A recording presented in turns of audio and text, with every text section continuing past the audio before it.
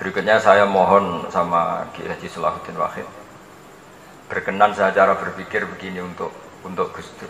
Jadi saya ini dari keluarga Kiai, saya juga senasab dengan keluarga Mbah Hasyim karena sama-sama turunan Mbah Sambul Lasem.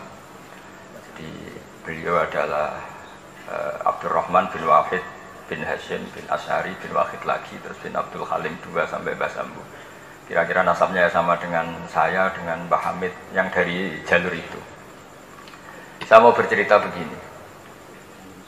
Watak seorang cucu itu biasanya mengalir dari pikiran besar mbah-mbahnya atau leluhurnya. Karena setiap mbah-mbahnya pasti berdoa dzurriyyatan thayyibah, yaitu anak cucu yang baik.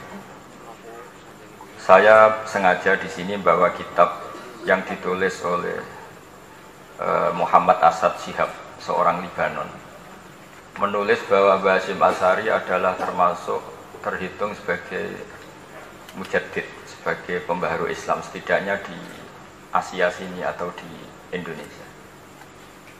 Di sini ada kitab ini diterjemah beberapa kali, sebagian oleh Ki Haji Mustafa Bisri, sebagian oleh Ki Sodik Semarang. Saya punya edisi asli, edisi Arabnya, karena saya dari awal ingin ngaji sama santri-santri Tebuireng. Karena buyut-buyut saya itu termasuk gurunya Mbah Soleh Darat. Jadi buyut saya yang di Kudus, Pondok Damaran itu dulu Mbah Soleh Darat pernah ngaji di situ.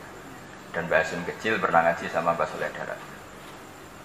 Dan tentu biasa itu dalam ilmu sanad. Guru-guru saya indukannya di Mbah Hasyim juga pernah ngaji beberapa ulama di Pantura. Dan saya pastikan di antara perilaku atau manhaj Mbah Hasyim adalah, ini saya baca guru-guru beliau, kemudian ada perilaku yang persis ditiru Gus Dur. Jadi itu bukan sekedar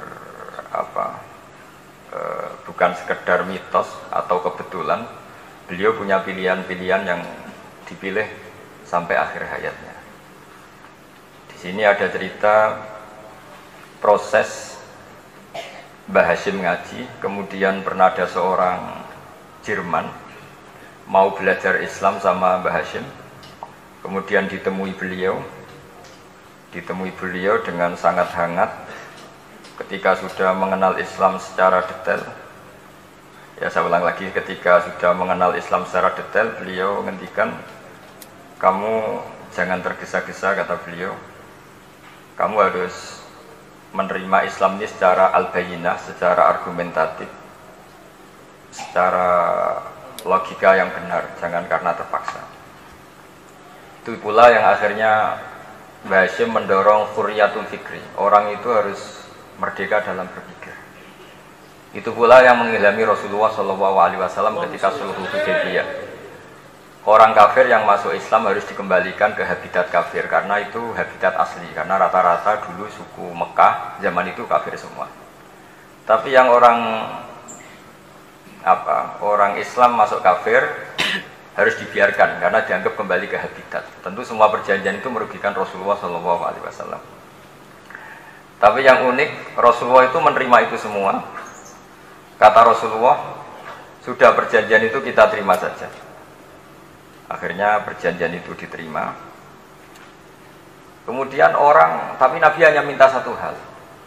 Orang kafir Quraisy tidak boleh melarang orang diskusi Islam.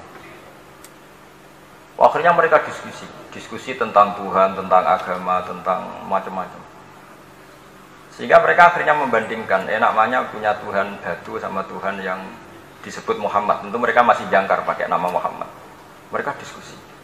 Kalau kita punya Tuhan berhala, efeknya begini-begini. Kalau Tuhan kita banyak, efeknya begini-begini. Diskusi. Yatafawwaduna fil hadis. Mereka diskusi secara terbuka. Terus fama ahadun ya'qilu syai'an illa dakhala fihi. Kemudian seseorang yang berpikir secara benar, yang mengenali Islam, pasti akan masuk Islam. Sehingga karena mereka diskusi bebas tanpa tekanan, akhirnya mereka memilih Islam. Dan setelah mereka Islam, mereka akhirnya ikrar Islam sama ikrar, ya cara sekarang ikrar, kemudian menjadi Muslim, dan otomatis perjanjian itu dibatalkan.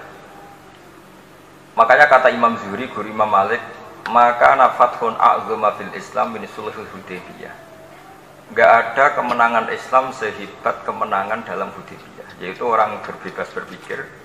Kemudian kebebasan berpikir ini pasti mengarah ke mengakui yang benar, menanggalkan yang salah. Tentu orang dulu mendewa-dewakan Lata Uzza, pokoknya menuhankan makhluk, menjadi sadar bahwa itu aneh. Kenapa kita harus menyembah batu yang dipahat? Kenapa kita harus menyembah makhluk dan sebagainya? Dan akhirnya mereka Islam. Tapi dulu kalau suasana perang itu keinginan orang hanya ingin menang kalah. Jadi yang kafir itu hanya ingin menang. Pokoknya jangan sampai kalah. Nggak pernah berpikir Islam itu apa. Di mana-mana perang itu ya pikirannya menang kalah. Tapi setelah nggak ada perang, meskipun segala perjanjiannya merugikan Islam, orang akan berpikir